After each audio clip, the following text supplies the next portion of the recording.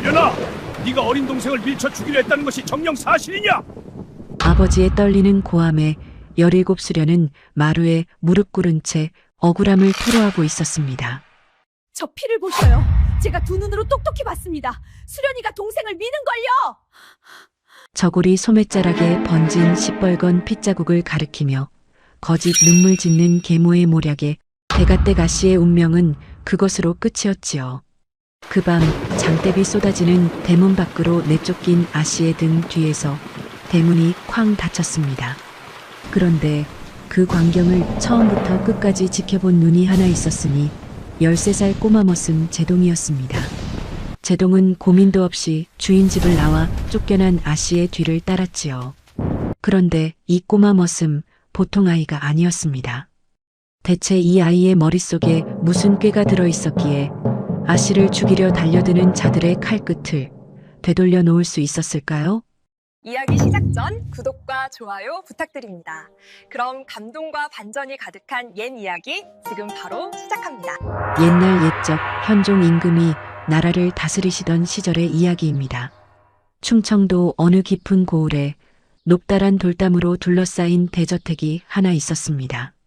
기와지붕이 하늘을 찌를 듯 우뚝 솟아 있었고 넓은 사랑채며 안채며 별당까지 겹겹이 들어선 것이 4대째 벼슬을 이어온 명문가의 위엄을 고스란히 드러내고 있었지요. 이 대저택의 주인 서진사는 55 먹은 양반으로 성품이 온화하여 마을에서 덕망 높기로 소문났으나 글쎄 그 온화한 성품이라는 것이 달리 말하면 귀가 얇다는 뜻이기도 해서 누가 앞에서 눈물을 뚝뚝 흘리며 사정을 하면 제 판단보다 남의 말에 먼저 마음이 기우는 분이셨지요. 서진사에게는 정녀가 하나 있었으니 그 이름이 바로 수련이었습니다. 올해 17인 수련은 돌아가신 친모전주 이씨의 맑은 기품을 그대로 물려받아 눈매가 깊고 이마가 반듯하며 입술은 앵두를 물어놓은 듯 단아한 처녀였습니다. 검은 머리카락을 붉은 댕기로 곱게 묶어 등 뒤로 늘어뜨린 처녀 댕기머리에 연분홍 저고리와 옥색 치마를 입으면 마을 사람들이 고개를 돌려 바라볼 만큼 곱상한 모습이었지요. 그런데 수련에게는 또래 아씨들과는 다른 구석이 하나 있었습니다. 보통 양반과 규수라면 안채 깊숙한 곳에서 바느질이나 하며 곱게 지낼 법한데 수련은 어릴 적부터 사랑채 서가를 드나들며 글 읽기를 좋아했을 뿐 아니라 하인들에게도 반말 한 번 하지 않고 늘 따스한 말을 건네는 아이였지요. 이 집에 제동이라는 꼬마 머슴이 있었습니다. 올해 13신 제동은 5살 때 어디서 굴러 들어왔는지 아무도 모르는 아이였습니다. 장날 장터 귀퉁이에서 쓰러져 있던 것을 서진사 댁 마부가 주워다 마구간 한 구석에 눕혀놓은 것이 인연의 시작이었지요. 키가 작고 뼈만 앙상한 체구에 얼굴은 햇볕에 거뭇하게 그을렸으나 눈동자만큼은 검은 호두알처럼 또렷하고 빛이 나서 한 번 보면 잊히지 않는 눈이었습니다. 삼배 저고리에 무릎까지 오는 짧은 바지를 입고 집신을 끌며 하루 종일 마구간을 쓸고 말에게 여물을 주는 것이 제동의 일이었지요. 그런데 이 제동이라는 아이가 보통 머슴이 아니었습니다. 한 번 본 것은 고스란히 머리에 새겨 넣는 기억력이 있었고 장부의 숫자를 한 번 훑으면 셈이 척척 맞아떨어졌으며 사람의 낯빛만 보고도 속마음을 꿰뚫는 눈치가 나이답지 않게 날카로웠지요. 다만 머슴의 신분이라 그 재주를 아는 사람이 거의 없었는데 유독 한 사람만이 이 아이의 비상함을 알아보았으니 바로 수련 아씨였습니다. 수련은 제동이 8살 때부터 몰래 부엌에서 따끈한 밥을 싸다 마구간 뒤에 놓아두었고 해가 길어지는 여름이면 사랑채 뒷담 너머로 천자문책을 슬쩍 건네주며 이렇게 속삭이곤 했지요. 제동아, 이거 읽어보렴. 내가 글을 모르고 사는 건 하늘이 준 재주를 묻어버리는 것이나 다름없느니라. 제동은 그 책을 받아들고 밤마다 마구간 등잔불 아래에서 한자 한자 더듬어 읽었는데 놀라운 것은 보름도 안 되어 천자문을 통째로 외워버렸다는 것이었습니다. 수련이 놀라 소학을 건네니 그것도 한 달 만에 뗐고 이듬해에는 명심보감까지 줄줄이 읊어 수련을 탄폭하게 만들었지요. 제동에게 수련아 씨는 세상에서 유일하게 자신을 사람으로 대해준 존재였습니다. 다른 하인들은 제동을 이놈 저놈 부르며 허드렛 일을 떠밀었고 계모 박 씨는 제동이 눈에 띄기만 하면 마구간에나 처박혀 있어라 하고 매몰차게 쫓아냈지만 수련만은 달랐습니다. 제동이 손이 트고 발이 갈라지면 약을 발라주었고 겨울이면 솜을 넣은 버선을 몰래 마구간 문 앞에 놓아두었지요. 수련이 17, 제동이 13시 되던 해 7월의 일이었습니다. 그날은 아침부터 하늘이 잿빛으로 무겁게 내려앉았고 안채 지붕 위로는 먹구름이 산처럼 쌓이고 있었지요. 마당에는 바람 한 줄기 불지 않았건만 어찌된 영문인지 안채 뒤뜰 감나무 가지가 까닭없이 흔들리는 것이 볼 때마다 등골이 서늘해지는 기분이었습니다. 그 무렵 계모 밀양 박 씨는 안채 안방에서 바느질을 하고 있었습니다. 아니, 바느질을 하는 척하고 있었다고 하는 편이 옳겠지요. 박 씨의 눈은 바늘이 아니라 창밖 뒤뜰을 향해 있었고 입술 끝에는 누가 봐도 알 수 없을 만큼 가느다란 미소가 걸려 있었습니다. 이 밀양 박 씨에 대해 좀 더 자세히 말씀드려야 하겠습니다. 박 씨는 서진사가 전처 이 씨를 여인 뒤 3년상을 마치고 맞아들인 후처로 나이 35에 쪽머리를 단정히 틀어 올리고 남색 저고리에 검은 치마를 즐겨 입는 여인이었습니다. 겉으로 보기에는 살림을 야무지게 꾸리는 알뜰한 안주인이었지만 속을 들여다보면 그 가슴 안에는 차디찬 얼음 한 덩어리가 들어앉아 있는 것 같았습니다. 특히 수련을 바라보는 눈에는 언제나 서리가 끼어 있었는데 그것이 단순한 전처 소생에 대한 거리낌 때문만은 아니었지요.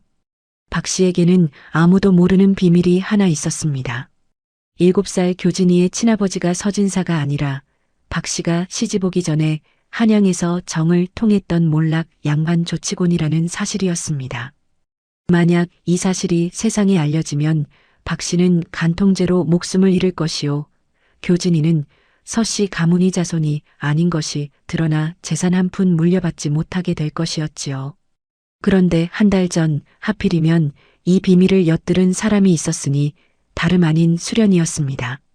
그날 밤 수련은 잠이 오지 않아 안채 뒤뜰로 나왔다가 박 씨의 방에서 새어나오는 낯선 사내의 목소리를 들었지요.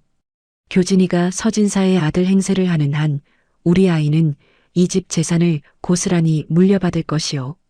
당신은 걱정 말고 기다리시오. 그 목소리의 주인은 조치곤이었고 박 씨의 대답은 수련의 가슴을 철렁 내려앉게 만들었습니다. 하지만 서방님, 저 수련이가 눈치채면 어쩌지요? 저 아이는 눈이 밝고 귀가 매서워요. 정녀인 저 아이만 없다면 모든 재산이 교진이에게 돌아갈 것인데.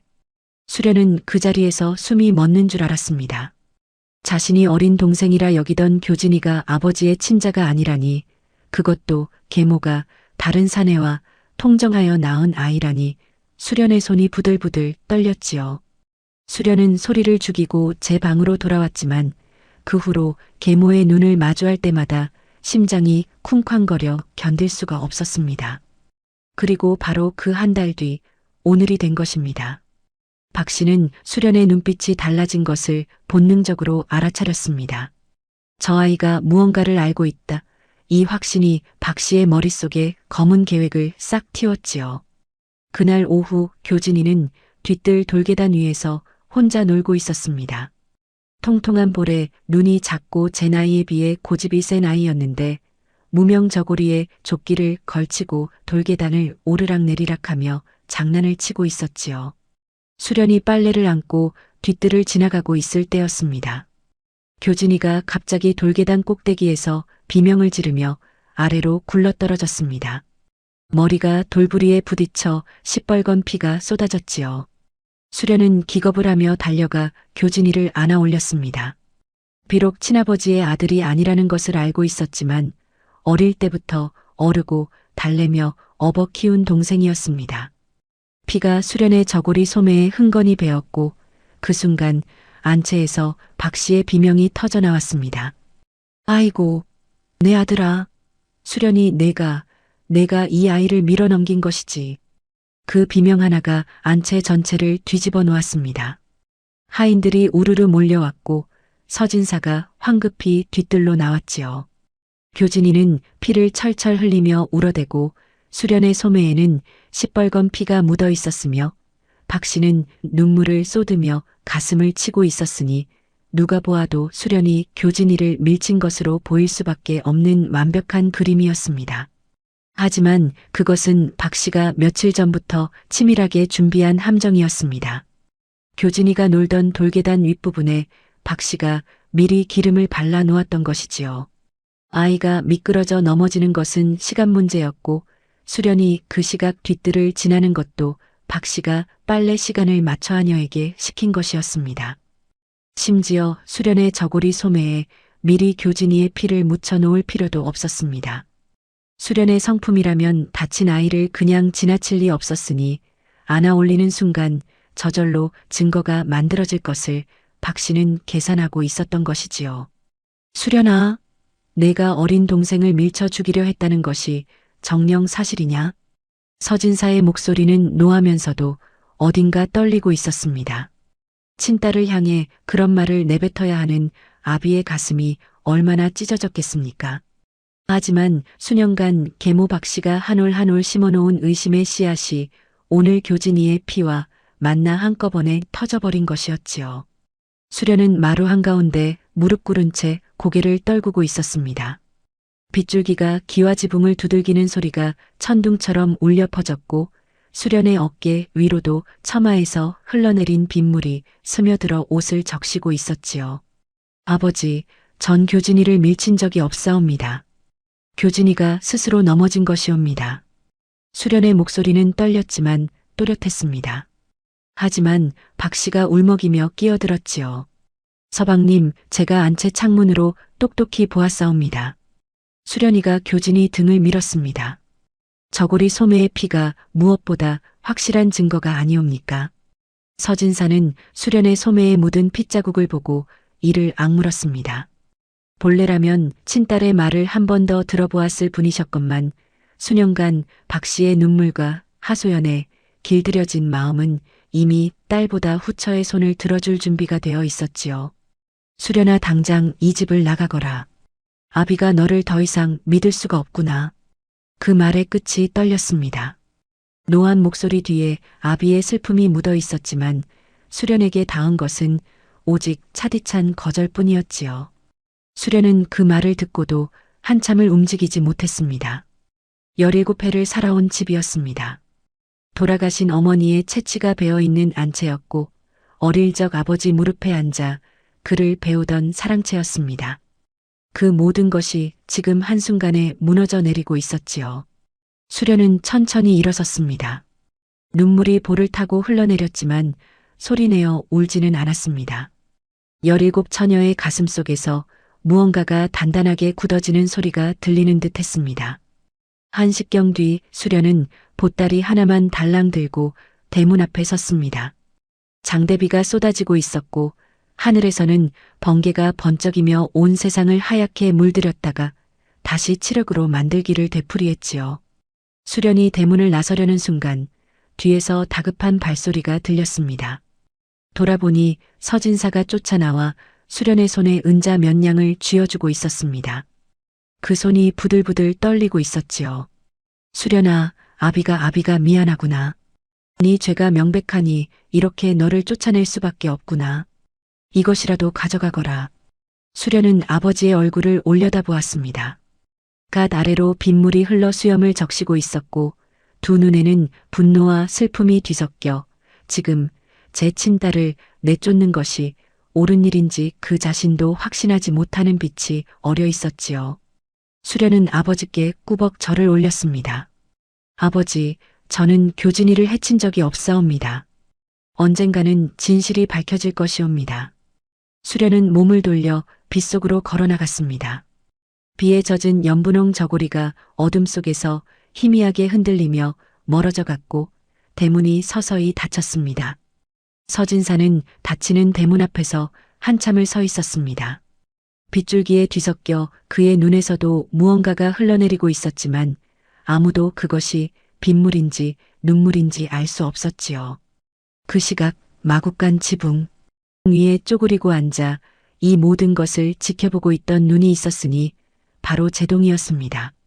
제동은 비에 흠뻑 젖은 채 수련이 사라지는 방향을 뚫어지게 바라보고 있었습니다. 그의 작은 주먹은 지붕의 기왓장을 움켜쥐어 손가락 마디가 하얗게 질려 있었지요. 제동은 모든 것을 알고 있었습니다. 아니, 정확히 말하면 모든 것을 보았습니다.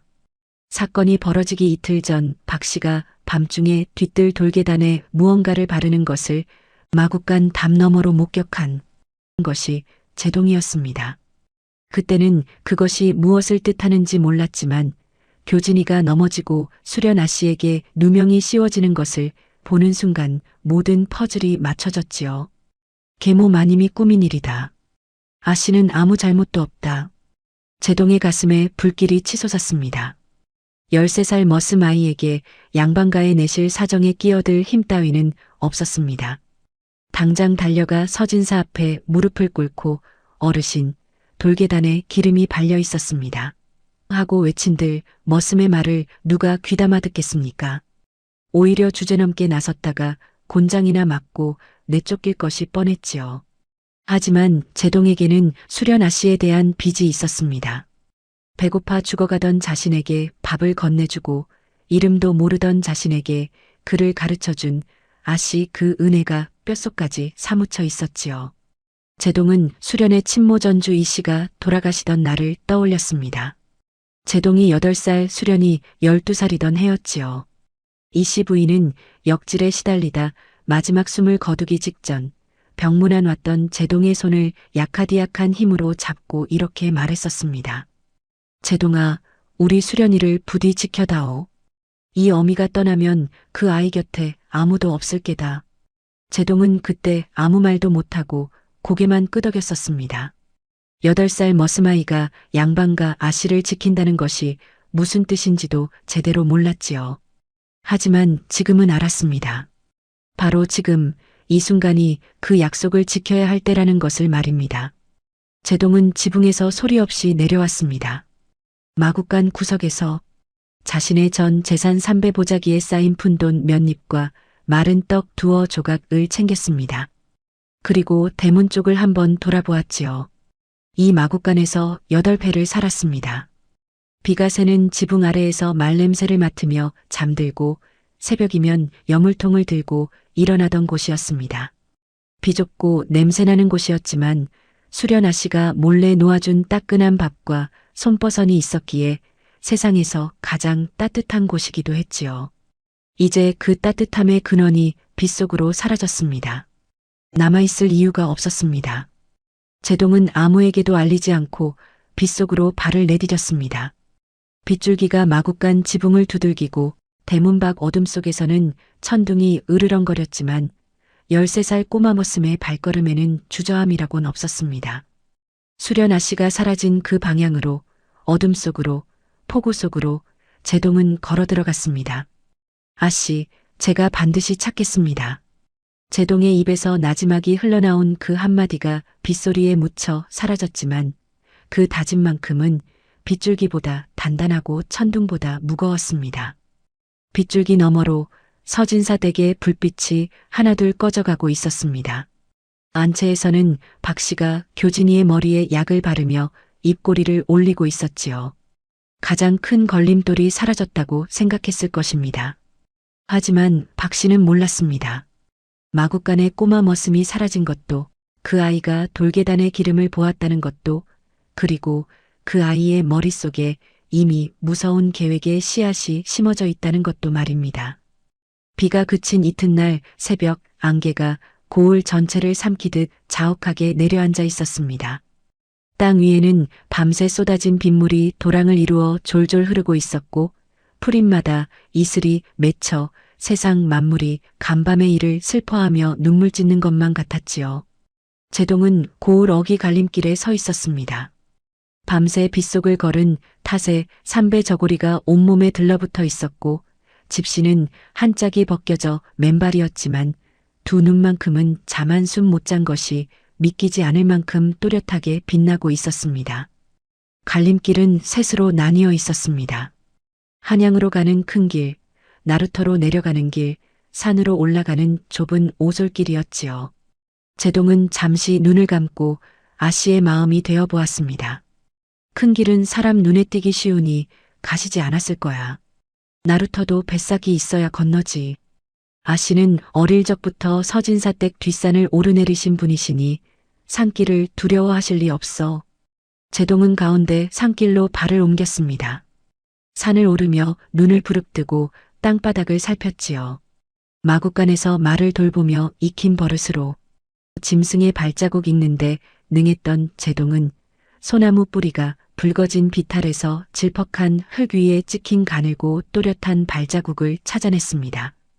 버선발 위에 집신을 신은 여인의 자국이었는데 걸음 간격이 좁고 불규칙한 것으로 보아지치고 비틀거리며 올라간 것이 분명했지요. 제동은 걸음을 재촉했습니다. 하지만 발자국은 산 중턱에서 끊어지고 말았습니다. 다시 비가 내려 흔적이 씻겨버린 것이었지요. 제동은 산을 넘어 작은 마을로 내려갔습니다. 서너 채 초가집과 허름한 주막 하나가 전부인 쓸쓸한 곳이었지요. 주막 안악에게 장작 패는 나무꾼에게 길에서 만난 보부상에게 수련의 인상차기를 물었지만 아무도 보지 못했다 했습니다. 제동은 주막 처마 밑에 주저앉아 보자기에서 마른 떡을 꺼냈지요. 2조각밖에 남지 않은 떡이었습니다. 한 입만 베어 물고 나머지를 도로 쌌습니다. 이건 아씨 드릴 거야. 배가 꼬르륵 소리를 냈지만 제동은 그 배고픔을 꾹 눌렀습니다.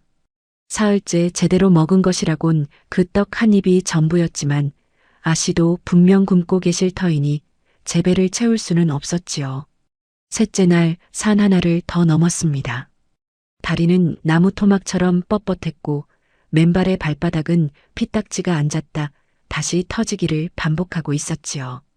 해가 뉘엿뉘엿 기울어 산 그림자가 계곡을 삼키기 시작할 무렵 지붕의 기와가 반 이상 깨져나간 폐사 하나가 눈에 들어왔습니다. 절집이었던 흔적은 남아 있었으나 스님은 간고덥고 마당에는 잡초가 무릎까지 자라 있었으며 바람이 지나갈 때마다 삐걱삐걱 석가래가 신음하는 소리가 귀신 우는 것처럼 스산했지요. 법당 안은 캄캄했고 불상은 코가 떨어져 나간 채 먼지를 뒤집어 쓰고 있었습니다. 아무도 없는 듯 했지요. 그때 법당 한쪽 구석에서 거칠고 고르지 못한 숨소리가 들렸습니다. 불상 뒤편 그늘진 곳에 빗물에 젖어 색이 바랜 연분홍 저고리, 진흙이 범벅이 된 옥색 치마, 풀어헤쳐진 붉은 댕기 수련이 몸을 잔뜩 웅크린 채 쓰러져 있었지요. 얼굴은 핏기 없이 새하얗고 입술은 바싹 갈라져 있었으며 사흘을 굶은 탓에 광대뼈가 도드라져 보였습니다. 아씨, 접니다. 제동입니다. 눈을 떠보십시오. 제동이 물통에서 물을 한 방울 한 방울 갈라진 입술에 떨어뜨리자 수련의 속눈썹이 가늘게 떨리더니 눈이 천천히 열렸습니다. 초점 없이 흐릿하던 눈동자가 제동의 얼굴을 알아보기까지 한참이 걸렸지요. 제동아, 내가 어찌 여기까지. 제동은 사흘 동안 아껴두었던 마른 떡을 잘게 쪼개어 수련의 손에 쥐어주었습니다. 수련은 떡을 받아들고 한참을 말없이 바라보더니 눈물을 쏟았지요. 아버지에게 내쫓기던 그 밤에도 빗속을 혼자 걸으며 산을 넘던 새벽에도 배가 고파 쓰러지는 순간에도 한 번도 울지 않았던 수련이 제동이 내민 마른 떡 한 조각에 눈물이 터진 것이었습니다. 돌아가거라. 나는 쫓겨난 몸이다. 앞으로 어찌 될지 나도 모른다. 너까지 함께 떠돌게 할 수는 없어. 아씨, 돌아가신 마님께서 저에게 아가씨를 지켜달라 하셨습니다. 마님의 손이 차갑게 식어가면서도 제 손을 놓지 않으셨습니다. 저는 그 약속을 지키려는 것입니다. 수련은 한참을 제동의 얼굴을 바라보았습니다. 13살 머스마이의 입에서 나왔다고는 믿기 어려울 만큼 단단한 말이었지요. 수련은 더 이상 돌아가라는 말을 하지 못했습니다. 폐사에서 이틀을 더 쉰 뒤 둘은 산을 내려왔습니다. 5일장이 서는 장터 마을에서 수련은 삭바느질로 제동은 짐꾼 일로 하루하루를 이어갔지요. 하지만 제동의 진가가 드러난 것은 힘이 아니라 머리에서였습니다. 어느 날 포목전 주인이 장부를 들여다보며 성량이 맞지 않는다고 끙끙거리는 것을 옆에서 짐을 내리던 제동이 한눈에 오류를 짚어냈지요. 초다새에 배 10피를 넘긴 것이 장부에서 빠져 있었던 것입니다. 소문이 퍼지자 떡집 주인, 곡식 장수, 대장간 주인까지 제동에게 셈을 맡기기 시작했고 약방에서는 청군과 당귀를 뒤섞은 것을 입 모양만 보고 가려내어 약방 주인을 기겁하게 만들었지요. 이 꼬마가 보통이 아니구먼. 행색은 변변치 않지만 양반댁 도련님 아니냐? 저는 그냥 떠돌이 머슴이옵니다. 포목전과 약방에서 번 푼돈으로 뒷골목 셋방 한 칸을 얻었습니다. 성인 하나가 겨우 누울 만한 좁은 방이었지만 둘이 마주 앉아 좁쌀죽을 나눠 먹으면 그보다 따뜻한 밥상이 없었지요. 어느 저녁 수련이 죽을 떠먹다 말고 제동의 손을 보았습니다. 물집이 잡히고 터져 굳은 살이 박힌 13살이라고 믿기 어려운 손이었지요. 제동아, 내 손이. 아씨, 마구간에서 혼자 여물을 주고 혼자 잠들던 때가 고생이었지. 아씨 곁에서 일하는 지금은 고생이 아니옵니다. 수련은 고개를 돌려 눈물을 훔쳤습니다. 제동아, 고맙다. 정말 고맙다. 아씨께서 저에게 글을 가르쳐 주시지 않았다면 저는 오늘 포목전 장부도 읽지 못했을 것이고 약방에서 약초 이름도 몰랐을 것이옵니다. 아씨께서 제게 주신 것이 지금 아씨를 살리고 있는 것이옵니다. 아궁이의 불꽃이 타닥거리며 두 사람의 얼굴을 비추었고 좁은 방 안에는 죽 끓는 구수한 냄새가 가득했습니다. 밖에서는 가을바람이 불어오기 시작했지요. 계절이 바뀌고 있었습니다. 하지만 두 사람은 아직 몰랐습니다. 계모 박씨의 손이 이미 이 장터 마을을 향해 뻗어오고 있다는 것을, 그리고 그 손에는 사람을 죽이라는 돈주머니가 들려 있다는 것을 말입니다. 그 무렵 서진사 댁 안채에서는 밀양 박씨의 잠이 날로 얕아지고 있었습니다. 수련을 내쫓은 지 한 달이 넘었건만 박씨는 밤마다 뒤척이며 같은 생각에 사로잡혀 있었지요. 쪽머리에 꽂은 찬빗을 빼어 이를 풀어헤치고 다시 올리기를 되풀이하면서 입술 사이로 똑같은 말이 새어나왔습니다. 그년이 입을 열면 끝이야. 내 목숨도 교진이도 모든 것이 끝이야. 수련을 집에서 쫓아낸 것만으로는 충분하지 않았습니다. 수련은 교진이의 친부가 조치곤이라는 비밀을 알고 있었지요. 그 비밀이 세상에 나오는 순간 박씨는 간통죄로 목숨을 잃을 것이요. 교진이는 서씨 가문에서 내쳐질 것이며 몇 해에 걸쳐 공들여 쌓아 올린 모든 것이 한꺼번에 무너지는 것이었습니다. 수련이 관가에 고발하면, 서진사에게 편지를 보내면, 마을 사람들에게 입을 열면, 생각이 꼬리를 물 때마다 박씨의 손끝이 사시나무 떨듯 떨렸지요. 어느 밤 서진사가 잠든 후 박씨는 뒷문으로 빠져나가 조치곤을 만났습니다. 수련이 산 너머 장터 마을에서 어린 사내아이와 함께 삭바느질을 하며 살고 있다는 소문이 행상의 입을 통해 흘러들어온 터였지요. 수련이만 없애면 될 일이 아니오. 그 머슴놈까지 함께 처리해야 하오. 박씨의 목소리는 낮았지만 그 안에 서린 도끼는 서리발보다 차가웠습니다. 박씨는 품에서 은자 50냥이 든 묵직한 돈주머니를 꺼냈고 거기에 수련을 찾아 영영 돌아오지 못하게 하라는 밀서까지 직접 적어 조치곤에게 건넸지요. 시골 마을에서 논 한마지기를 살 수 있는 큰 돈이었습니다. 조치곤은 돈주머니의 무게를 손바닥 위에서 튕겨보더니 고개를 끄덕였고 밀서와 함께 품에 넣은 뒤 어둠 속으로 사라졌습니다. 사흘 후 조치곤은 장터를 주름잡는 왈자패 두목곽새를 찾아갔지요. 주막 뒷방에서 둘이 마주 앉아 나눈 이야기는 간단했습니다. 처녀 하나를 없애달라. 삭바느질을 하며 사는 처녀인데 어린 사내아이와 함께 다닌다. 이름은 수련이다. 곽새는 돈주머니를 받아들고 밀서를 함께 건네받았으나 그를 모르는 터라 읽지도 않고 품에 쑤셔 넣었습니다. 그것이 훗날 자기 목줄을 옥죄일 수도 혹은 방패가 될 수도 있는 물건이라는 것을 까맣게 모른 채 말입니다. 며칠 후 장터에 낯선 사내의 셋이 나타났습니다. 앞장선 덩치 큰 사내가 곽새였고 뒤따르는 길쭉한 놈과 땅딸막한 놈이 부하였지요. 셋은 장군을 가장하여 2, 3일간 장터를 어슬렁거리며 수련의 셋방 위치, 제동이 일하는 곳, 두 사람이 오가는 길목까지 모조리 파악해버렸습니다. 하지만 곽새가 방심하고 있을 때 제동의 눈은 이미 위험을 포착하고 있었습니다. 약방에서 약재를 정리하던 제동은 포목점 맞은편 주막 처마 밑에 앉은 길쭉한 사내가 술을 마시는 것도 밥을 먹는 것도 아니면서 한 곳만 뚫어지게 바라보고 있다는 것을 놓치지 않았지요. 그 시선이 향하는 곳은 다름 아닌 수련이 삭바느질을 하고 있는 장터 구석이었습니다. 제동의 가슴이 쿵 내려앉았습니다. 자연스럽게 뒤를 밟아보니 사내는 골목 끝에서 땅딸막한 놈과 합류했고 둘이 함께 들어간 주막에는 덩치 큰 두목이 앉아 있었지요. 제동은 주막 뒷벽에 바짝 붙어 귀를 기울였습니다. 내일 밤에 움직인다. 사람 없을 때 깔끔하게 처리해. 손바닥에 땀이 흥건했습니다. 제동은 이를 악물고 소리 없이 물러나 셋방으로 돌아왔지요. 아씨, 누군가 아씨를 쫓고 있습니다. 왈자패 같은 자들 셋이 장터에 나타났고 내일 밤에 움직인다 했습니다. 수련에 바느질하던 손이 멈추었고 얼굴이 창백해졌습니다. 계모가 사람을 보낸 것이 틀림없었지요. 수련은 당장 이곳을 떠나야 하는 것이 아니냐 물었지만 제동은 고개를 저었습니다. 도망치면 끝없이 쫓기게 됩니다. 계모 마님이 포기할 리 없으니까요. 저 왈자패 놈들을 이용해야 합니다. 제동은 차분하게 설명했습니다. 왈자패는 돈을 받고 움직이는 자들이니 더 큰 이익 앞에서 방향을 바꿀 수 있다는 것.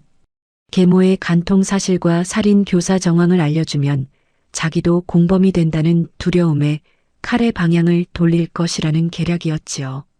수련은 13살 아이의 입에서 이런 생각이 나오는 것에 입을 다물지 못했지만 마침내 고개를 끄덕였습니다. 알겠다. 하지만 위험하면 즉시 돌아오너라. 내 목숨보다 중요한 것은 없느니라. 이튿날 새벽 장터가 깨어나기도 전에 제동은 곽새가 묵고 있는 주막을 찾아갔습니다. 문을 밀고 들어가 잠에서 덜 깬 곽새 앞에 무릎을 꿇고 앉았지요. 곽새 두목, 수련 아씨 곁에 제동이 옵니다. 두목의 목숨을 살리러 왔습니다. 곽새가 벌떡 일어나 칼자루에 손을 가져갔지만 제동은 눈 하나 깜짝하지 않고 말을 이어갔습니다. 계모 박씨의 간통 사실, 교진이의 친부가 조치곤이라는 것, 수련이 그 비밀을 알기에 입을 막으려 한다는 것, 그리고 간통 사실이 드러나면 곽새도 살인 교사의 공범으로 극형을 면치 못한다는 것을 또박또박 짚어 나갔지요. 두목 품에 있는 밀서를 보십시오. 수련을 영영 돌아오지 못하게 하라는 계모의 친필이옵니다. 이것이 관가에 들어가면 두목이 실행범이 되지만 두목이 쥐고 계시면 오히려 박씨를 쥐고 흔들 수 있는 패가 되는 것이옵니다. 곽새는 품에서 구겨진 종이를 꺼내 제동에게 내밀었습니다. 그를 모르는 자신이 무심코 넣어두었던 그 종이 쪽지가 자기 목을 죄는 올가미가 될 수도 있다는 것을 이제야 깨달은 얼굴이었지요. 제동이 밀서를 읽어주자 곽새의 얼굴이 허옇게 질렸습니다. 한참을 침묵하던 곽새가 이마에 땀을 훔치며 물었지요. 꼬마야, 너 대체 몇 살이냐? 13이옵니다. 13이라고? 곽새는 허탈한 웃음을 터뜨렸습니다. 30 넘은 왈자패 두목이 13살 꼬마 머슴의 논리에 말려들고 있었으니 기가 막혀 웃음밖에 나오지 않았던 것이지요. 좋다. 거래를 받아들이마. 이 밀서는 내가 쥐고 있겠다. 대신 나중에 일이 벌어지면 내 목숨은 보장해야 한다. 약속하겠습니다. 제동은 주막을 나왔습니다. 첫 번째 수는 놓았습니다. 셋방으로 돌아오니 수련이 밤새 잠을 못 이룬 얼굴로 고개를 들었지요. 아씨, 이제 걱정 놓으셔도 됩니다. 저 왈자패 놈들은 더 이상 아씨를 해치지 않을 것입니다. 제동이 새벽에 있었던 일을 차근차근 들려주자 수련은 한참 동안 입을 다물지 못했습니다. 내가 왈자폐 두목을 설득했단 말이냐? 13살에? 설득이라기보다는 거래이옵니다. 돈에 움직이는 자는 이익의 방향이 바뀌면 칼의 방향도 바뀌는 법이옵니다. 수련은 제동의 얼굴을 말없이 바라보다 천천히 고개를 끄덕였습니다. 제동아, 너는 참으로 무서운 아이로구나. 하늘이 너를 그냥 이 세상에 보낸 것이 아닌 듯하구나. 제동은 고개를 숙이며 귀끝을 붉혔지요. 아씨, 저는 아씨를 지키는 것 말고는 아무것도 생각하지 않습니다. 이 머리가 아무리 좋아도 아씨가 그를 가르쳐 주시지 않았으면 저는 마구간 머슴으로 평생을 살다 갔을 것이옵니다. 아씨께서 제게 주신 것이 지금 아씨를 살리고 있는 것입니다. 수련의 눈에 눈물이 맺혔지만 훔치지 않았습니다. 밖에서는 장터가 활짝 열려 떠들썩한 소리가 들려오고 있었지요. 어제까지만 해도 두 사람의 머리 위에 드리워져 있던 죽음의 그림자가 한 발짝 물러난 아침이었습니다. 하지만 제동은 알고 있었습니다. 곽새를 돌려세운 것은 첫 번째 고비를 넘긴 것에 불과했지요. 계모 박씨는 곽새가 실패했다는 것을 알면 반드시 다른 수를 쓸 것이었고 조치고는 더 위험한 자를 보낼 수도 있었습니다. 진짜 싸움은 아직 시작조차 되지 않았지요. 곽새를 돌려세운 뒤에도 제동의 머릿속은 쉬지 않았습니다. 밀서 한 장만으로는 부족하다는 것을 알고 있었지요. 박씨가 쓴 밀서는 분명 강력한 증거였으나 박씨 쪽에서 내가 쓴 것이 아니다. 누군가 필체를 흉내낸 것이라 발뺌하면 뒤집힐 수도 있는 것이었습니다. 관가에서 확실히 통하려면 살인을 사주한 정황을 입으로 말하는 것을 직접 들은 증인이 있어야 했지요. 제동은 곽새를 다시 찾아갔습니다. 두목, 부탁이 하나 더 있습니다. 조치곤에게 정가를 보내주십시오. 일이 끝났으니 약속한 추가 20냥을 가져오라고요. 곽새는 미간을 찌푸렸지요. 그놈을 다시 불러드리겠다고? 왜? 조치곤이 직접 돈을 건네며 수련을 처리한 대가라고 말하는 장면을 증인이 듣게 해야 합니다. 밀서만으로는 관가에서 빠져나갈 구멍이 있지만 증인의 귀에 들어간 말은 부정할 수가 없습니다. 곽새는 잠시 생각하더니 고개를 끄덕였습니다. 어차피 조치곤 편에 서봐야 자기 목에 올가미만 조여질 뿐이라는 것을 이제는 뼈저리게 알고 있었으니까요. 보름이 지나 조치곤이 장터에 나타났습니다. 곽새의 정가를 받고 추가 돈을 들고 온 것이었지요. 허름한 두루마기에 갓도 쓰지 않은 행색이 보름 전보다 더 초라해져 있었습니다. 곽새는 조치곤을 장터 끝 주막 뒷방으로 안내했지요. 방 안에는 곽새와 조치곤 둘뿐이었으나 사실 그 방의 뒷벽 너머 부엌으로 통하는 좁은 칸에 두 사람이 숨어 있었습니다. 제동과 주막 주인이었지요. 제동이 평소 셈을 봐주며 쌓아둔 인정 덕에 주막 주인은 제동의 부탁을 흔쾌히 들어주었던 것입니다. 방 안에서 조치곤의 목소리가 들려왔습니다.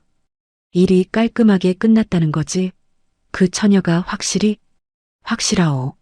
산속에서 처리했소. 흔적도 남기지 않았고. 곽새의 목소리는 태연했습니다. 제동이 미리 일러준 대로 거짓말을 하고 있었지요. 좋아. 여기 20냥이요. 박씨 마님이 보낸 것이니 세어보시오. 돈주머니가 탁자 위에 놓이는 소리가 났습니다. 제동은 뒷벽에 귀를 바짝 대고 숨을 죽였지요. 옆에서 주막 주인도 눈을 동그랗게 뜨고 듣고 있었습니다. 조치곤이 말을 이어갔습니다. 수련이가 알고 있던 비밀은 이제 땅에 묻힌 것이요. 교진이가 내 핏줄이라는 것을 아는 자는 이제 박씨와 나뿐이니 안심해도 되겠지. 제동의 손이 부르르 떨렸습니다. 조치곤이 제 입으로 모든 것을 말해버린 것이었지요. 교진이의 친부가 자신이라는 것, 수련을 죽인 대가로 돈을 건넨다는 것, 이보다 확실한 증거가 어디 있겠습니까? 주막 주인의 얼굴도 하얗게 질려 있었습니다. 자기 귀로 살인 사주와 간통 고백을 동시에 들은 것이니까요. 조치곤이 떠난 뒤 제동은 부엌 안에서 나와 곽새를 만났습니다. 두목, 잘하셨습니다. 곽새는 이마에 땀을 닦으며 낮은 목소리로 투덜거렸지요. 야, 내가 왈자패 두목 노릇을 10년 넘게 했는데 13살 꼬마한테 이렇게 끌려다니기는 처음이다. 제동은 공손히 고개를 숙였지만 입꼬리가 살짝 올라간 것은 숨기지 못했습니다. 새방으로 돌아온 제동은 수련 앞에 앉아 오늘 있었던 일을 낱낱이 보고했습니다. 수련은 듣는 내내 두 손을 꼭 모은 채 말이 없었지요. 아씨, 이제 증거가 셋입니다. 첫째, 계모 마님의 친필 밀서. 둘째, 조치곤이 돈을 건네며 한 말을 들은 증인 주막주인. 셋째, 곽쇠 두목 본인의 증언. 이 셋이면 관가에서 빠져나갈 구멍이 없습니다. 수련은 한참을 침묵하다가 천천히 입을 열었습니다. 제동아, 이 증거를 가지고 관가에 가면 계모는 간통죄로 목숨을 잃게 될 것이고 조치곤도 살인 교사로 극형을 받겠지. 교진이는 어찌 되는 것이냐. 제동은 말을 멈추었습니다. 수련의 눈에 복수의 빛이 아닌 연민의 빛이 서려 있었기 때문이었지요. 교진이는 7살짜리 아이였습니다.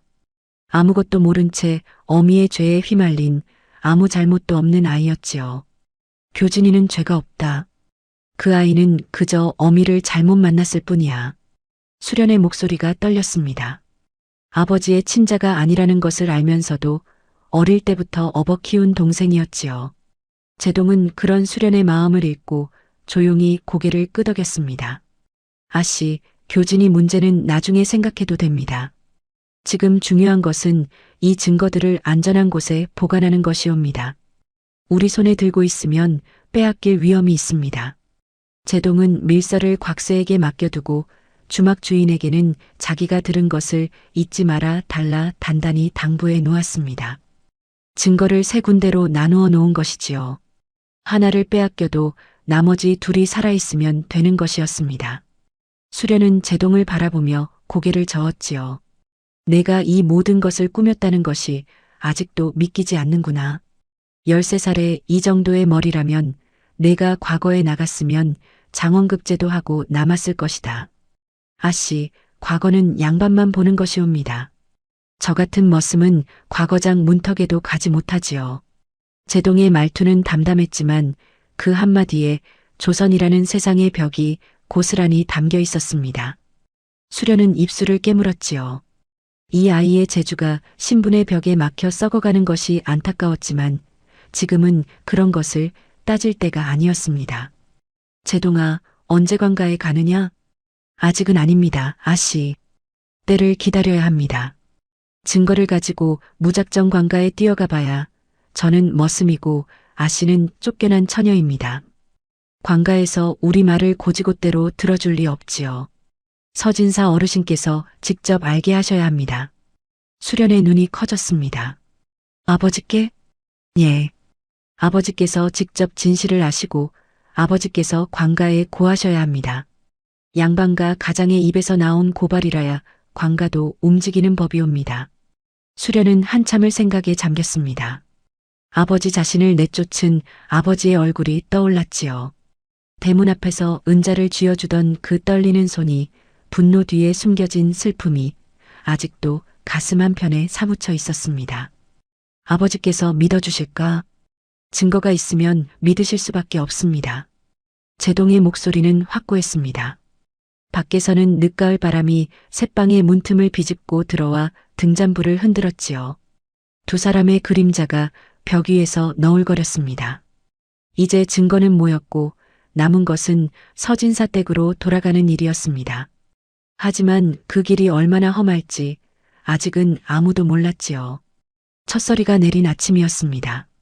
수련과 제동은 장터 마을을 떠나 서진사 댁을 향해 걸음을 옮겼지요. 수련은 집을 나선 지 3달 만에 같은 길을 되밟고 있었습니다.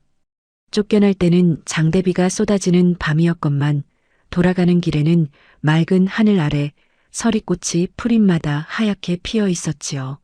하지만 수련의 마음은 하늘만큼 맑지 못했습니다. 걸음을 옮길 때마다 가슴 한편에서 두려움이 고개를 들었지요. 아버지가 자신을 다시 받아줄까 증거를 보여드려도 계모의 편을 드시면 어쩌나 혹여 계모가 먼저 눈치를 채면 생각이 꼬리를 물 때마다 발걸음이 무거워졌습니다. 아씨, 걱정 마십시오. 제가 다 준비해 두었습니다. 제동이 앞서 걸으며 뒤를 돌아보았지요. 13살 꼬마 머슴의 얼굴에는 석 달 전과는 사뭇 다른 단단함이 서려 있었습니다. 장터에서 온갖 일을 하며 다져진 몸도 왈잡해 두목을 설득하고 조치곤의 함정을 꾸미며 벼려진 머리도 석 달 전에 제동과는 다른 아이를 만들어 놓았지요. 제동의 품 안에는 2통의 서찰이 들어 있었습니다. 하나는 서진사 어르신께 드릴 것이고 다른 하나는 만약을 대비하여 고을 원님께 올릴 탄원서였지요. 장터 포목전에서 샘을 봐주며 얻은 종이와 먹으로 꾸밈없이 사실만을 적어 놓은 것이었습니다. 이튿날 해질 무렵 두 사람은 서진사 댁 앞에 도착했습니다. 높다란 돌담 너머로 기와지붕이 보였고 대문 앞 느티나무는 잎을 다 떨군 채 앙상한 가지만 하늘을 찌르고 있었지요. 석 달 전과 똑같은 대문이었건만 수련에게는 천리말리 먼 곳처럼 느껴졌습니다. 제동아, 잠깐만. 수련이 걸음을 멈추었습니다. 대문을 바라보는 수련의 눈에 눈물이 그렁그렁 맺혀 있었지요. 이 문을 나설 때 아버지께서 말씀하셨지. 아비가 너를 더 이상 믿을 수가 없다고. 그 말이 아직도 귀에 남아있구나. 아씨, 그것은 계모 마님의 이간질에 속으신 말씀이옵니다. 어르신의 진심이 아니었을 것입니다. 어르신께서 대문 앞까지 쫓아 나와 은자를 쥐어주시며 떨던 그 손을 기억하십시오. 그것이 아버지의 진심이옵니다. 제동의 말에 수련은 눈물을 훔치고 등을 폈습니다. 그리고 대문을 두드렸지요. 문을 연 것은 안채 하녀였습니다. 하녀는 수련의 얼굴을 보자 혼비백산하여 비명을 질렀지요. 아이고, 아가씨, 아가씨가 어찌. 소란의 안채에서 사람들이 우르르 쏟아져 나왔습니다. 그 맨 앞에 밀양 박씨가 서 있었지요. 수련을 본 박씨의 얼굴이 순간 하얗게 질렸습니다. 입술이 파르르 떨리고 눈동자가 좌우로 흔들리는 것이 살아서는 안 될 사람이 살아 돌아온 것을 본 자의 얼굴이었지요. 하지만 박씨는 이내 표정을 추슬러 눈을 부릅뜨며 소리쳤습니다. 이 인연이 어딜 감히 다시 이 집에 발을 들여 치도곤을 맞고 싶은 게냐?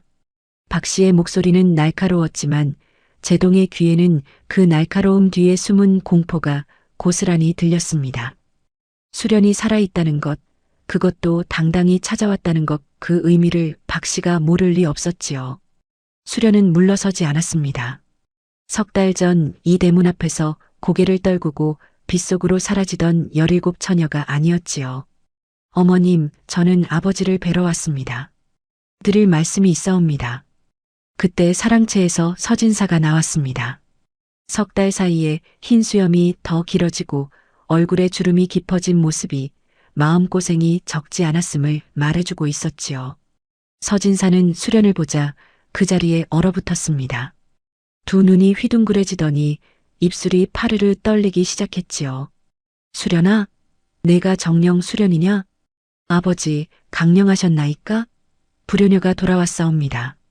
수련이 마당에 무릎을 꿇고 절을 올렸습니다. 서진사의 눈에 눈물이 핑 돌았지만 옆에 서 있는 박씨의 시선을 의식한 듯 얼른 표정을 추슬렀지요. 내가 왜 다시 돌아온 것이냐? 내 이 집을 나가라 했거늘. 목소리는 엄했지만 떨림을 감추지 못하고 있었습니다. 친딸이 석 달 만에 초라한 행색으로 돌아왔는데 아비의 가슴이 멀쩡할 리가 있겠습니까? 아버지, 한 가지만 들어주십시오. 그날 교진이를 밀쳐 넘어뜨린 것은 제가 아니옵니다. 돌계단에 미리 기름이 발려 있었사옵니다. 박씨가 다급히 끼어들었습니다. 서방님, 전연의 말을 들으시면 안 됩니다. 쫓겨난 것이 억울해서 거짓말을 지어내는 것이옵니다. 그때 제동이 앞으로 나섰습니다. 서진사 앞에 납작 엎드려 절을 올렸지요. 어르신, 마국간 머슴 제동이옵니다. 어르신께 올릴 것이 있사옵니다. 제동은 품에서 서찰을 꺼내 두 손으로 바쳤습니다. 서진사는 어리둥절한 얼굴로 서찰을 받아들었지요. 서찰에는 이런 내용이 적혀 있었습니다. 계모 밀양 박 씨는 시집 오기 전 한양의 몰락 양반 조치공과 통정하여 교진이를 낳았사옵니다. 교진이의 친부는 서진사 어르신이 아니라 조치곤이옵니다. 수련 아씨께서 이 비밀을 알게 되자 박 씨는 돌계단에 기름을 발라 교진이를 넘어지게 한 뒤 아씨에게 누명을 씌워 내쫓았사옵니다. 이후 박 씨는 왈자패 두목 곽쇠에게 은자 50냥을 주고 아씨를 죽이라 사주하였사옵니다. 서찰을 읽어 내려가는 서진사의 손이 부들부들 떨리기 시작했습니다. 얼굴이 시뻘겋게 달아올랐다가 다시 허옇게 질리기를 반복했지요. 마당에 서 있는 하인들이 주인 어른의 안색이 심상치 않은 것을 보고 숨을 죽였습니다. 박 씨는 서진사의 얼굴빛이 변하는 것을 보고 달려들었지요. 서방님, 저건 다 거짓이옵니다. 미천한 머슴놈이 지어낸 것을 어찌 믿으시려 하십니까? 서진사가 떨리는 목소리로 물었습니다. 제동아, 이것이 사실이냐? 증거가 있느냐? 있사옵니다. 첫째, 계모 마님께서 친필로 쓰신 밀서가 있사옵니다. 수련을 찾아 영영 돌아오지 못하게 하라는 내용이옵니다. 둘째, 조치곤이 왈자패 두목에게 돈을 건네며 교진이가 내 핏줄이라 말한 것을 직접 들은 증인이 있사옵니다. 장터마을 주막 주인이옵니다. 셋째, 왈자패 두목 곽쇠 본인이 증언할 것이옵니다. 제동이 증거를 하나하나 짚어나갈 때마다 박 씨의 얼굴에서 핏기가 빠져나갔습니다. 밀서 이야기가 나올 때 입술이 파르르 떨렸고 증인 이야기가 나올 때 무릎이 꺾이는 듯 비틀거렸으며 곽쇠의 이름이 나오자 그 자리에 풀썩 주저앉고 말았지요. 더 이상 버틸 힘이 남아있지 않은 모습이었습니다. 거짓이었다면 끝까지 발악하며 부정했을 것이나 진실의 무게 앞에서는 어떤 거짓말도 버틸 수가 없는 법이지요. 서진사는 마당에 주저앉은 박 씨를 내려다보았습니다. 흰 수염 아래 입술이 파르르 떨리고 있었지요. 부인, 이것이 사실인게요. 교진이가 내 자식이 아니란 말이요. 부인이 내 딸을, 내 친딸을 죽이려 했단 말이 사실이냔 말이요? 박 씨는 고개를 떨군 채 대답하지 못했습니다. 어깨만 들썩이고 있었지요. 그 침묵이 어떤 자백보다도 무거웠습니다. 안채에서 구경하던 하인들이 숨을 죽이고 마당에는 납덩이 같은 침묵만이 내려앉았지요. 바람 한 줄기 불지 않는 초겨울 저녁, 서진사 댁 마당은 얼어붙은 것처럼 고요했습니다. 서진사가 천천히 수련에게로 돌아섰습니다. 2걸음, 3걸음 다가오더니 수련의 앞에 무릎을 꿇었습니다. 양반과 가장이 흰 수염의 50대 어른이 17딸 앞에 무릎을 꿇은 것이었지요. 하인들이 기겁하여 어르신 하고 외쳤지만 서진사는 일어나지 않았습니다. 수련아, 이 아비를 용서해 다오. 내가 눈이 멀고 귀가 어두워 간악한 년에게 속아 내 친딸을 내쫓았구나. 비바람 치는 밤에 보따리 하나 들려 대문 밖으로 내보낸 것이 이 아비란 말이다. 서진사의 목소리가 갈라졌습니다. 흰 수염 위로 눈물이 줄줄 흘러내렸지요. 수련의 눈에서도 눈물이 쏟아졌습니다. 3달 동안 꾹꾹 눌러놓았던 서러움과 그리움이 한꺼번에 둑을 무너뜨린 것이었지요. 아버지, 일어나십시오. 저는 아버지를 원망한 적이 없사옵니다. 다만 아버지께서 제 말을 한 번만 들어주셨더라면 하는 마음이 있었을 뿐이옵니다. 서진사가 수련을 끌어안았습니다. 마당에서 부녀가 부둥켜 안고 우는 모습에 하인들도 처마 밑에서 눈물을 훔치고 코를 풀었지요. 누군가는 소리내어 훌쩍이기도 했습니다. 제동은 한 발짝 뒤에 서서 그 광경을 지켜보고 있었습니다. 13살 꼬마 머슴의 눈에도 눈물이 맺혀 있었지만 입꼬리에는 희미한 미소가 걸려 있었지요. 아씨가 아버지 품으로 돌아갔습니다. 돌아가신 전주 이씨 마님께서 마지막으로 잡으셨던 그 손을 놓지 않은 보람이 있었습니다. 제동은 하늘을 올려다보았지요. 초겨울 저녁 하늘에 별 하나가 반짝이고 있었습니다. 마님, 보고 계시옵니까? 아씨께서 집으로 돌아오셨습니다. 그날 밤 서진사는 관가에 직접 탄원서를 올렸습니다. 이튿날 포졸들이 서진사 댁에 들이닥쳤지요. 박 씨는 안방에서 끌려 나왔고 조치고는 사흘 뒤 한양으로 도망치다 나루터에서 잡혔습니다. 곽쇠는 약속대로 관가에 출두하여 밀서를 내놓고 증언했으며 주막 주인도 자기 귀로 들은 것을 낱낱이 진술했지요. 관가의 신문에서 박 씨는 끝내 모든 것을 자백했습니다. 간통사실, 교진이의 친부가 조치곤이라는 것, 돌계단에 기름을 발라 수련에게 누명을 씌운 것, 그리고 왈자패에게 돈을 주고 수련을 죽이라 사주한 것까지 하나도 빠짐없이 쏟아놓았지요. 원님은 박 씨와 조치곤에게 엄한 형벌을 내렸습니다. 교진이는 수련의 간청으로 먼 친척 집에 맡겨지게 되었습니다. 관가에서 교진이를 어찌할 것이냐 물었을 때 수련은 이렇게 말했지요. 나으리 어린 교진이는 아무 죄가 없사옵니다. 어미를 잘못 만난 것이 그 아이의 불행이었을 뿐 7살짜리가 무엇을 알겠사옵니까? 부디 그 아이만은 선처해 주시옵소서. 원님도 하인들도 수련의 말에 고개를 끄덕였습니다. 자신을 죽이려 한 계모의 아들을 끝까지 미워하지 않는 그 마음이 보는 이의 가슴을 뭉클하게 만들었지요. 겨울이 가고 봄이 왔습니다. 서진사댁 마당에 매화나무가 가지 끝마다 하얀 꽃봉오리를 터뜨리던 날, 수련은 안채 마루에 앉아 바느질을 하고 있었지요. 석 달간의 떠돌이 생활에서 돌아온 지도 벌써 넉 달이 지나 있었습니다. 집안은 많이 달라져 있었습니다. 박 씨가 떠난 안채는 한결 고요해졌고 서진사는 예전보다 말수가 줄었지만 수련을 바라보는 눈에는 미안함과 애틋함이 언제나 가득 고여 있었지요. 하인들은 수련에게 전보다 더 깎듯이 예를 갖추었는데 그것은 서진사의 명이 아니라 수련이 겪은 고난을 지켜본 이들의 진심이었습니다. 그런데 수련에게는 봄이 와도 풀리지 않는 마음의 짐이 하나 있었지요. 제동이었습니다. 제동은 다시 마국간으로 돌아가 있었습니다.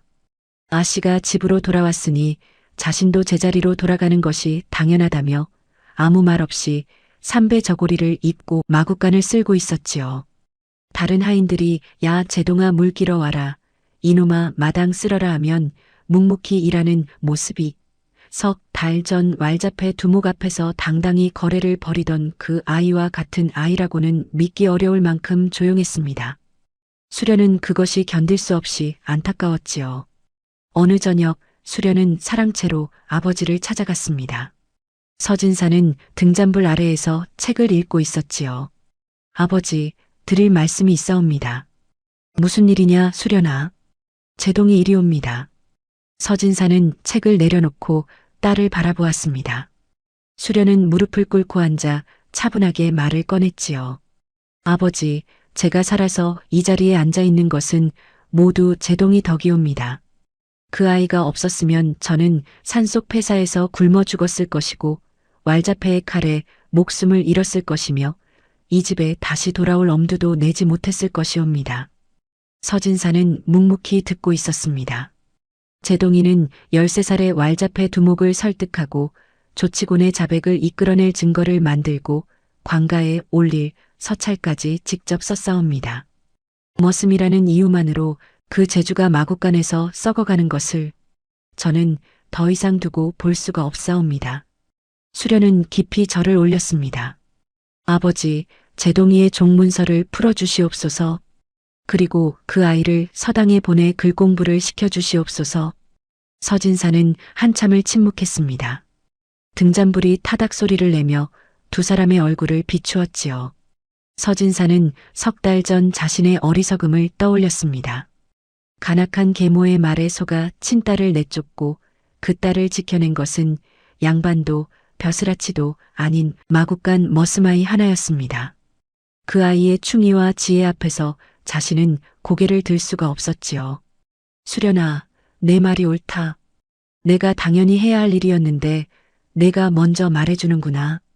이튿날 아침 서진사는 제동을 사랑채로 불렀습니다. 제동은 삼배 저고리에 집신을 신은 채 사랑채 마루 아래에 엎드렸지요. 어르신 부르셨사옵니까? 서진사는 마루에서 내려와 제동 앞에 섰습니다. 그리고 품에서 종이 한 장을 꺼냈지요. 제동의 종 문서였습니다. 제동아, 고개를 들어라. 제동이 고개를 들자 서진사는 종 문서를 제동의 눈앞에 펼쳐 보였습니다. 그리고 두 손으로 종이를 찢었습니다. 한 번, 두 번, 세 번. 종이 조각이 봄바람에 날려 마당 위를 흩날렸지요. 오늘부터 너는 더 이상 이 집의 머슴이 아니다. 너는 양인이다. 제동의 눈이 커졌습니다. 입술이 달싹거렸지만 말이 나오지 않았지요. 8회를 마구간에서 살며 머슴이라는 이름으로 불려온 세월이 종이 찢어지는 소리와 함께 끊어진 것이었습니다. 수련이 안채에서 나와 마당에 서 있었습니다. 제동과 눈이 마주치자 수련이 먼저 웃었지요. 제동아, 축하한다. 이제 너는 자유란다. 제동의 눈에서 눈물이 뚝 떨어졌습니다. 13살 아이가 처음으로, 정말 처음으로 소리 내어 울었지요. 마구간에서. 혼자 잠들 때도, 장터에서 뺨을 맞을 때도, 왈잡해 두목 앞에서 목숨을 걸 때도 한 번도 울지 않았던 제동이 자유라는 두 글자 앞에서 마침내 울음을 터뜨린 것이었습니다. 아씨 어르신 감사합니다. 이 은혜는 평생 잊지 않겠사옵니다. 서진사가 제동의 어깨를 잡았습니다. 은혜를 갚아야 할 사람은 너가 아니라 나다, 제동아. 내 딸의 목숨을 구해준 것은 내가 아니냐. 앞으로 고을 서당에 다니며 글을 배워라. 내 재주라면 과거에 나가서도 뒤지지 않을 게다. 제동은 엎드려 절을 올렸습니다. 이마가 마당 흙에 닿았지만 그 자세가 비루하게 느껴지지 않았지요. 오히려 천금보다 무거운 감사를 담은 절이었습니다. 세월이 흘렀습니다. 제동은 서당에서 두각을 나타냈지요. 한 번 읽은 책은 통째로 외웠고 스승이 내는 문제를 누구보다 빨리 풀어냈습니다. 서당 훈장은 혀를 내두르며 이 아이는 하늘이 내린 재주라 했고 고을에서는 서진사댁 머슴 출신 신동이라는 소문이 파다하게 퍼졌지요. 제동이 20살이 되던 해 마침내 과거에 응시했습니다. 시험장에 들어서는 제동의 모습은 마구간에서 여물을 주던 그 아이와는 딴 사람이었지요. 깨끗한 도포에 갓을 쓰고 허리를 고추 세운 청년의 눈빛에는 어린 시절 왈잡해 두목 앞에서도 꺾이지 않았던 그 단단함이 여전히 살아있었습니다. 결과는 놀라웠습니다. 제동은 급제자 명단에 당당히 이름을 올렸지요. 소식이 서진사 댁에 전해지던 날 수련은 마당 매화나무 아래에서 편지를 읽고 있다가 눈물을 쏟았습니다. 해냈구나, 제동아. 내가 해냈구나. 서진사는 사랑채에서 나와 하늘을 올려다보며 말했지요. 여보 보고 계시오. 당신이 마지막으로 손을 잡았던 그 머슴아이가 오늘 과거에 급제했다고 말이오. 급제 후 고향으로 돌아온 제동이 서진사 댁 대문을 들어서자 수련이 마당에서 기다리고 있었습니다. 24살이 된 수련은 어엿한 규수의 모습이었지요. 두 사람은 매화나무 아래에서 마주 섰습니다. 매화는 활짝 피어 하얀 꽃잎을 바람에 날리고 있었지요. 아씨, 제가 돌아왔습니다. 잘 돌아왔다, 제동아. 수련은 제동을 바라보며 웃었습니다. 그 웃음에는 12살 때 마구간 뒷담 너머로 천자문을 건네주던 소녀의 따뜻함이 그대로 남아 있었지요. 제동아, 내가 너에게 글을 가르쳐 준 것은 작은 일이었다. 하지만 너는 그 작은 것으로 내 목숨을 살렸고 내 가문을 지켰고 이제는 당당히 세상에 나서는 사람이 되었구나. 제동은 고개를 숙였습니다. 아씨, 저는 아씨께서 제게 밥 한 그릇 건네주시던 그날부터 다짐했사옵니다. 이 은혜를 반드시 갚겠다고요. 하지만 갚으면 갚을수록 빚이 더 커지는 것 같사옵니다. 아씨께서 제게 주신 것은 밥이나 글이 아니라 사람으로 살아갈 수 있는 길이었으니까요. 수련의 눈에 눈물이 맺혔지만 훔치지 않았습니다. 제동아, 우리 사이의 은혜니 빚이니 하는 말은 이제 그만하자꾸나. 너는 나의 가족이다. 피를 나누지는 않았지만 피보다 깊은 인연으로 맺어진 가족이란다. 매화꽃잎이 바람에 날려 두 사람의 어깨 위에 내려앉았습니다. 사랑채에서 서진사가 그 모습을 지켜보며 고개를 끄덕였지요. 옛말에 적선지가 필유여경이라 했습니다. 선한 일을 쌓은 집안에는 반드시 경사가 있다는 뜻이지요. 수련은 어린 시절 머스마이에게 밥 한 그릇을 건네고 글 한자를 가르쳐 주었을 뿐이었습니다. 하지만 그 작은 선행이 씨앗이 되어 목숨을 구하는 나무로 자랐고 가문을 살리는 기둥이 되었으며 마침내 한 사람의 인생을 바꾸는 뿌리가 된 것이었지요. 제동은 머슴의 몸으로 태어났으나 양반보다 큰 충의를 품었고 수련은 양반과 아씨였으나 신분의 벽을 넘어 사람을 사람으로 대했습니다. 이 이야기가 우리에게 가르쳐주는 것은 하나이옵니다. 피보다 깊은 것은 은이요, 신분보다 귀한 것은 마음이라는 것을 말입니다. 다음 영상을 빠르게 만나보시려면 좋아요와 구독을 눌러주세요. 그럼 더 재미있는 영상으로 찾아뵙겠습니다. 모두 행복한 하루 보내세요.